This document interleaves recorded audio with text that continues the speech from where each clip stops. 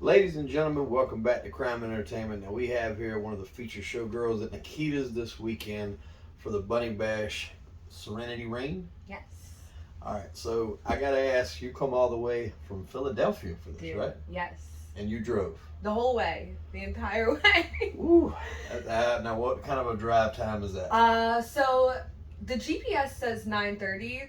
The GPS is a liar. Yes. It took about 11 hours when rush hour was put into play, and even just those little stops along the way that you stretch your legs, Extends it adds up. Yeah. That's a long way. Now I'm assuming, I mean, obviously for some of you guys carpool, but I seen the show last night that a lot of you guys put on. Mm-hmm. Phenomenal. Thank you. You got a lot of props and stuff you're Yes. bringing down, so those are not things you can just put in the overhead compartment on an airplane. So my top hat prop is actually built so that it breaks down and can fly. Really? Yes. So Now that had to be specifically built for that, I'm guessing. it did, yes. Okay. So a lot of the props that and I trained with Shelby to get me into featuring in general, and her recommendation for how she builds props for her shows is that they can break down and fly with them. So every show that you go to is always just as big, even if you can't drive to that show. So there's one show that I'm currently working on that does have a prop that isn't flyable, but the nice thing about living on the East Coast is that there are so many clubs that I can easily access. Right. So I guess let's start real quick with kind of how you got into this industry. Tell us a little bit about that, and then maybe how you met Shelby and the path you're taking in your career. Yeah. So the dancing industry in general, I was the classic stripper in college sort of situation. So that's how I started working in the industry in general, and I loved dancing. I loved being on stage and performing and sort of commanding the attention of the crowd for that moment. Mm-hmm. And I think what got me into featuring was I went to the first ED Expo or my first one in 2021, and being able to sit there and see the level that the featured dancers take the shows to. And when I was in college, I went for theater, I did film and media, so I have this desire to perform, to create things, to tell a story, show a vision. So watching these featured dancers perform in that way, so elevated, I was like, oh, there's a whole nother level to this industry that I haven't even considered. So that's what sort of started that spark and started making me question, do I want to start feature dancing? So that whole year I sort of started dabbling with the idea of, I think I might want to feature someday. And then I went to ED Expo the following year. I became close friends with Lana May, who previously worked under Shelby. When we were talking about, what my dreams were with the industry, she said, hey, I have someone you should talk to. I think they can really help you get where you want. And that sort of has led me to where I am now. Okay. Now, what exactly is the ED Expo? What is that? So the ED Expo is sort of the industry's expo. So it's in... Because normally when a guy hears the word ED, it's not a very good thing, so that's why I'm asking. So it's in Vegas every year, usually in August, and all of the different features who are trying to get bookings go down, different club owners, different people who are trying to get their brands or apps or websites or whatever into the gentleman club business, all sort of get together for a few days in Vegas. It's 70% party, 30% work, but something that I've been learning through Shelby is the importance of making events like that really more 70% work, 30% party. Yeah, it's I'm betting it's probably pretty hard because, when you go there, the atmosphere is probably, you're seeing people you haven't seen in a while, you're meeting new people, so that desire to party and have a good time is probably there, but at the same time, you kind of got to reel it back in and know Right. that everybody's there to enhance their careers. And I really like what you said was like, so if you started off stripping, then you realize there's a whole nother level above that. I mean, and there's different branches off those you could go to too. So it's a wide variety, and I think society is still very close minded Yes. into this. So like when I Yes. told a few people I was coming up here, I'm like, you know, there's going to be an actual show, and it's like, well, I mean, it's a strip. I was like, no, Right. you don't understand. This is like these people put in work. Right. Like it's right. And your performance last night was great. And did I hear right? That was your first. That was time my first. That was the first time I ran it. Yeah, and first time feature show in general. Wow. So yeah. What was that like? What was the nerves like for you? Is it weird that I wasn't nervous? No. Like I don't know what it was, and I've done some competitions before. I've done some pole dancing competitions, and there's a club near me, Double Visions in Horsham, PA. They do their Queen of the Pole every year. I competed in that maybe a month ago, and before all of my competitions, I'm shaking. I'm so nervous to go out. But there was something about, maybe it's because this wasn't a competition and it was a show. It was more of a showcase. It was more, people are going to enjoy this either way. Right. Yeah. But I just sort of had this like, fuck it, I'm gonna just go out there, have fun, do a great job, and that was sort of my mentality all throughout. There's definitely that moment when the music first is kicking in that, you start maybe moving a little quicker because like the nerves are undeniably there. Right. But it was definitely a lot more relaxed than I feel like I typically am before a performance, which I was really excited about. But I also think that speaks highly to the work that Shelby's done with us in the preparation process. Yeah, that's 100% accurate. I think the better you're prepared, then the nerves go away. If you go up on stage, especially to do something like what you guys are doing in this environment, and you're not prepared, you don't have your A game. Right. People will pick up on that. Right. I mean, I've told this story many times on podcasts. Like I try to make it a point. If I go out of state, I go to a gentleman's club. Sure. I want to hit all 50 if I can make all 50 Yes. states. Oh, that'd be awesome. I want to dance in all 50. So. Well, there you go. See, we got some of the same goals. And you can tell really quick if the girl is just winging it, or if she's just up there for a gig, or if they have something that they rehearsed and they're into it. And Right. that's anything. It's not even that industry. That's in sports, if someone's not giving 100%, and in any job, you can just tell the people that are really into it, have the passion for it, and try to take it to a next level. And I would have never guessed it last night. That would have been your first time, so you did a fantastic job. Thank you. I appreciate that. So you did say you were from PA. Yes. And now do you work in those clubs around there locally too? I do, yeah. So I work at 2 different clubs, and I have a mentality to work. I live in Philadelphia, so I work at Cheerleaders Philly in the city. And then I work at Baby Dolls Bar in the suburbs in Spring City, PA. And I like that diversity because it gives me 2 completely different clientele.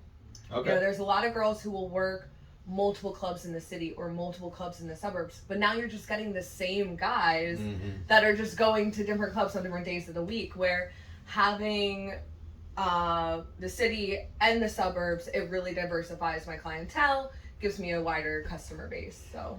Yeah, I can imagine. So, and I remember I went to one up there in Philly. It was close to the Eagles Stadium. I can't remember the name. It was probably Cheerleaders. It might have been. We are right across from the stadium there. Okay, it had like a big bar in the middle. Yep. Yeah. Okay. Yep. So you were at my home club. See, there you go. That was PA's off the list now.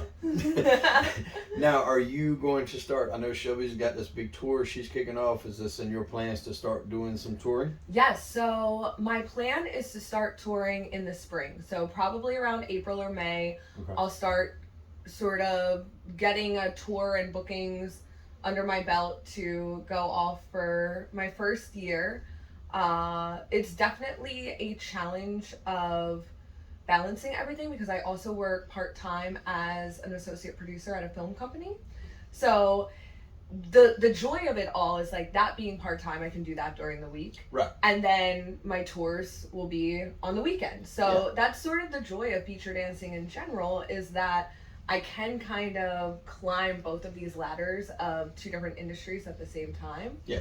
But I have a desire eventually to sort of bring them together, because you were saying earlier, you know, there is such a stigma behind this industry.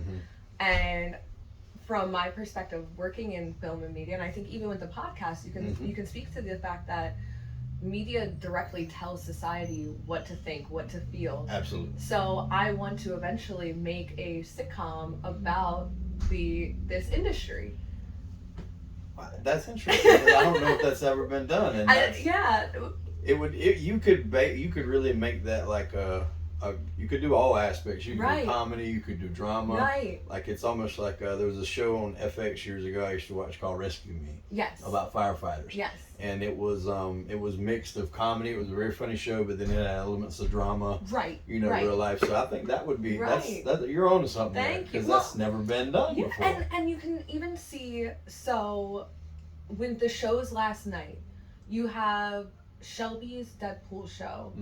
It has such comedic elements to it. Yes, it does. You know, and I think some of the shows have much more serious elements to it, but there's such a level of comedy that can be put into the sex work industry, and even just your day-to-day interactions. There are so many comedic moments that are so fun to think about and talk about. And I think so many of the shows that have been done about this industry, or movies or whatever, always focus on that drama element of like, look how hard this life is. And like, yes, there are definitely hard aspects of it, don't get me wrong. This isn't all, it's not like all cherry blossoms and, you know, but I think such a way to destigmatize it is to show the fun, loving elements of it, the comedic elements of it, as well, in balance with some of the more dramatic elements, like you were saying. Yeah, no, I think that's 100% accurate. So if people want to follow you, especially in your industry, social media is a huge deal. Yes. Because you're able to get such a wider audience than, 15 years ago, before a Facebook or an Instagram or something like that. People just really had to either find you, or you had to know someone to get in a magazine or some sort of publication. But with Instagram, it gives you a wide, audience to reach, and you do that yourself. You're not even having to pay somebody to do that. So where can people go to follow you and catch up on your tours and things like that? Yes. So right now my Instagram handle is Serenity_Raine, RAINEXO. And hopefully that stays that for a while, because I just had my previous account shut down. So how many followers were you up to on that? It was so that was my second one in the year. So this is my third time creating a new account. So that one had just reached 2K, which, not bad for just restarting. So yes, so we're rebuilding again, which is the hardest part, because you do market through Instagram. You do reach out to clients, customers, clubs, so to have to keep rebuilding in that way is a little frustrating. But yes, my Instagram is Serenity_RaineXO, and you can find me on Instagram, Twitter, and Facebook. Now Twitter is a little bit more, I guess we'll say, laxed. It is. So I would think like maybe in this industry, Twitter might be a better way to go, just because you have a less chance of getting to your account shut down. Yes. That's one thing that I'm petrified of, because I do toe lines of, I speak with guys that have been in prison, that have killed people, that have done drugs, people that have, politic stuff. And so I always ride that fine line of, God, they might give me a strike here or a strike there. And if I got my channel taken down, that'd just be awful. Yeah. So, but the same thing with y'all, you put in all this work, promos, and you're meeting people. And a lot of times that is your relationship with them, is through Instagram. You may not ever meet them, but you may work together, you may, cross brand, cross promote. So when that happens, that's just kind of, it's like, oh shit, I got to start it all over again. So hopefully the third time's a charm, and then when I take you down. I hope so. So what is, I guess we'll close out with this, 2 years from now, what do you want to see yourself, doing? You want to be in that, getting that series off the ground you were mentioning? I think that's sort of my goal. I want to build a name for myself as a feature dancer, and I also want to continue to build a name for myself as a producer. And then in 2 to 5 years, I want to have those credentials to a point that when I go to a network with this show developed, a pilot written, they say, yeah, because you are somebody who can speak to this industry, and you're somebody who can actually work and run this show. So well, there's nothing like experienced people involved in something like that, because it's real easy to pick up on. If you have somebody overrunning something that has never done it, then the audience, the viewers, can pick up on that, especially people from the industry. They're like, that shit would never happen. Well, that wouldn't go like that. That's sort of the issue when the show that is, from my perspective and a lot of dancers' perspectives, the show that is up right now, P-Valley. P-Valley, that was the one I was thinking of. I couldn't think of it. I was like, that's the only other one I could think of. But yeah, I've heard that. That's the show that I hear a lot of people say, you know, you wanted to make a show to destigmatize, but you literally stigmatize. Yeah, you did the exact opposite you were trying to do. Right, and what's so frustrating about it is it was written by a woman who never worked in the sex industry, but she frequented strip clubs. And she's like, well, I interviewed strippers and I went to strip clubs. That's not enough. That's not enough, you know? Like I wouldn't even put my name in the hat of being able to write a show like that just because I frequented strip clubs and I've interviewed strippers. That's not enough. You have to live that life. Exactly. You know, put in the work, put in the grind to be able to do that. Yeah. Well, I could, but it wouldn't be good. And you could, but and exactly, because it's not your voice. It's not your story to tell. Right. Yeah. Right. Well, we certainly appreciate you coming by, stopping by the show. Maybe we'll get together in a year or so and do a longer interview and see where you're at in your career. I always like to see, you know, people's kept things up and achieve their goals. I love people that have goals and, you know, achieve them and work hard and it's paying off. And you've done a fantastic job last night. And I think you got a bright career. Thank you so much. I appreciate being here. Yes, nice meeting you. Ladies and gentlemen, I'm Hollywood Wade. That was Serenity Raine. And unfortunately, we are out of time. Tune in next week for an all-new episode of Crime and Entertainment.